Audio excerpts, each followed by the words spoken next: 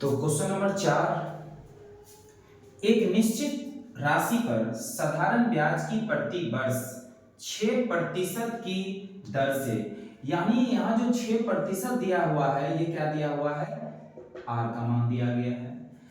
10 महीने में, यहाँ समय कितना दिया हुआ, 10 महीना, और यहाँ पर समय जो 10 महीना दिया हुआ है, इस 10 महीना को हम साल में बदलेंगे तो 12 से भाग देना पड़ेगा। चूंकि समय कितना दिया हुआ है, 10 महीना दिया हुआ है, और इस 10 महीने को हम जब वर्ष में बदलेंगे तो 12 से भाग देंगे। और कह रहा है के लिए 400 रुपया है, ठीक है, 400 रुपया है, तो मूलधन आपको पूछ रहा है एक निश्चित राशि पर, यानी मूलधन आपको बताना है। यानी मूलधन कितना रहा होगा, जो 6% वार्षिक दर से 10 महीने के लिए 400 रुपया है। यानी ये 400 रुपया क्या है, ये 400 रुपया साधारण ब्याज है। तो ये जो एसआई आपका कितना दिया हुआ है, 400 रुपया है। तो आपको मूलधन पूछ रहा है, तो मूलधन बराबर तो आप जान ही रहे हैं, एसआई बराबर तो जान ही रहे हैं कितना होता है, P into R into T by 100।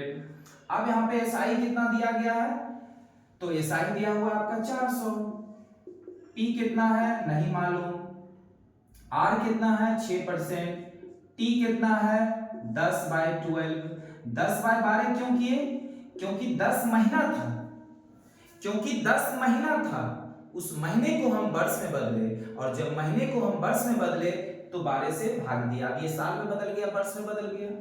अब पी का मान कितना निकलेगा, जरा देखिए, 6 दूनी 12, ये जीरो कट जाएगा।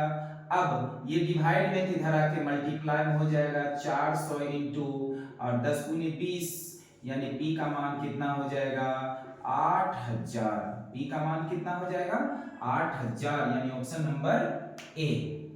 चूंकि फार्मूला लिख देते हैं ताकि आपको क्लियर समझ में आ जाए, जब आप बनाएंगे प्रैक्टिस करेंगे तो आपको पता चलेगा कि ये आर का मान है, ये आपका टी है, यानी समय को आप वर्ष, ये महीना को आप वर्ष में बदलेंगे, और ये आपका साधारण ब्याज है, डायरेक्ट आप कैलकुलेशन कर सकते हैं, ठीक है।